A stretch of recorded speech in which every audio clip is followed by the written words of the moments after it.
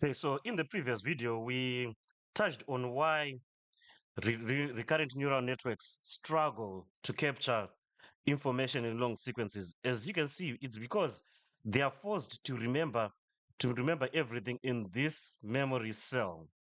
And that is a problem because imagine you have a long entire input text that needs to be encoded. Using this single hidden state, makes it extremely difficult thing to do before passing it to the decoder. So researchers in 2014, I think his name was Bahdanau, Bahdanau, um, then thought of a solution. The researchers then created what they called a self-attention. So you can read the paper let me just write the name so that you can, if you're interested, you can go take a look at it. Bahdanau, 2014. So they improved the recurrent neural network by adding what they called attention mechanisms. So that so this- and it was actually called the Bahdanau attention. It enabled the decoder to selectively access different parts of the input sequence. Because if you remember what we had this as the encoder part, and we had words here that were being put into hidden states,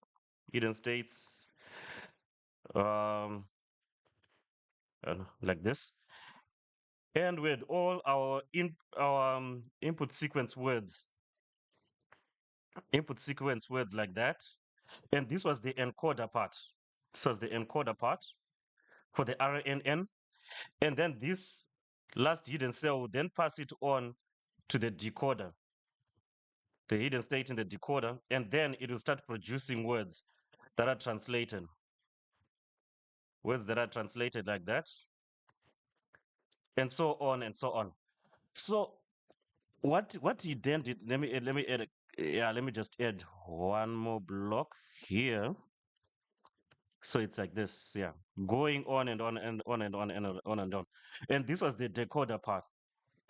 So instead of just forcing all of the information to be here, what he then introduced in that Bahdanau attention, or what was introduced in the Bahdanau attention, is, let's say we are focusing on on predicting the token number 2 here. If we are focusing on generating this token number 2 here, what they allowed the model to do with the self-attention mechanism is for it to say, when generating an output token, the model has a way to access all input tokens. These are the input tokens, right? These are the input tokens right here. These are the input tokens. So the model has a way of accessing all input tokens, and it would do so by paying attention to different tokens at different weightings.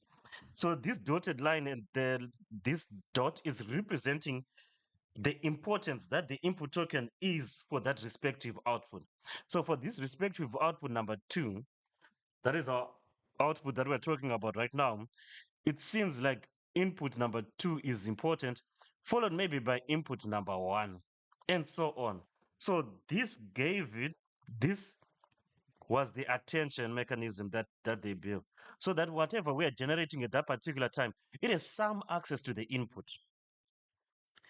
It has some access to the input. And you can see now, we are not just heavily depending on this hidden state or this memory cell to memorize everything. We can go back and slightly attend to what has happened before. And that was in 2014. Research moves quick because in 2017, like we discussed previously, that's when the paper attention is all you need. Why did they title it that? For many reasons, and one of them was because researchers found that you actually do not need an RNN architecture for the, for these NLP tasks. As long as you have an attention mechanism, these RNN architectures are not required for building deep neural networks for these NLP tasks. So they've proposed Why don't we change from architecture to a different architecture? Let's propose a transformer. As long as it carries the attention, it should still be good for these NLP tasks and probably perform even better. So that's what their proposal was.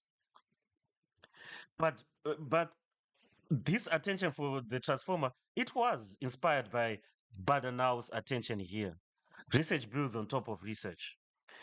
So self-attention, it allows each position in the input sequence to consider the relevancy of or attend to other positions in the same sequence when computing the representation of that sequence.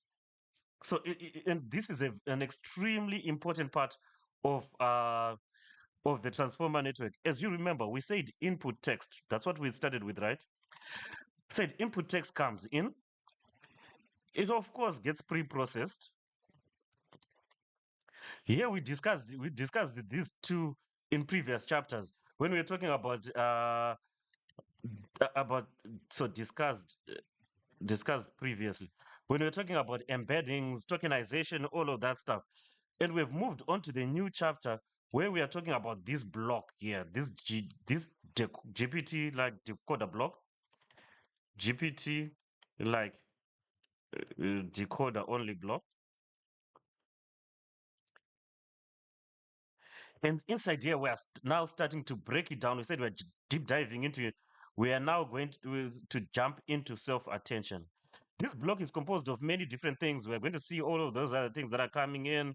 We'll have shortcuts, we have dropouts, we have all of that. But for now, we're going to focus on self attention, the self attention module of this GPT block.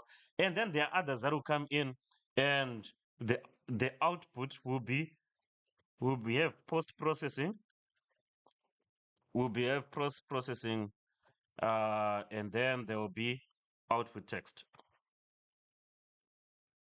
Output text. These will be discussed later. We'll discuss these later.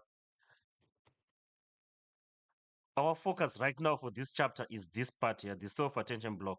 Well, we are not going to consider anything that comes after the self-attention block. Those will be discussed afterwards. Let's just zoom in and crack this self-attention block and see what it does. So in the next video, that's when we are actually starting to see how does it do this attention mechanism? How does it give the weights to the different parts? And like mentioned, we are going to start off with a simple version, then we build to self-attention, then go to causal attention, and then after that we'll get to multi-head. So let's get into now the mechanics of attention, of self-attention. We're going to do some multiplication, some matrix multiplications, and see how it actually works. I'm quite excited for that part. So let's see you in the next video.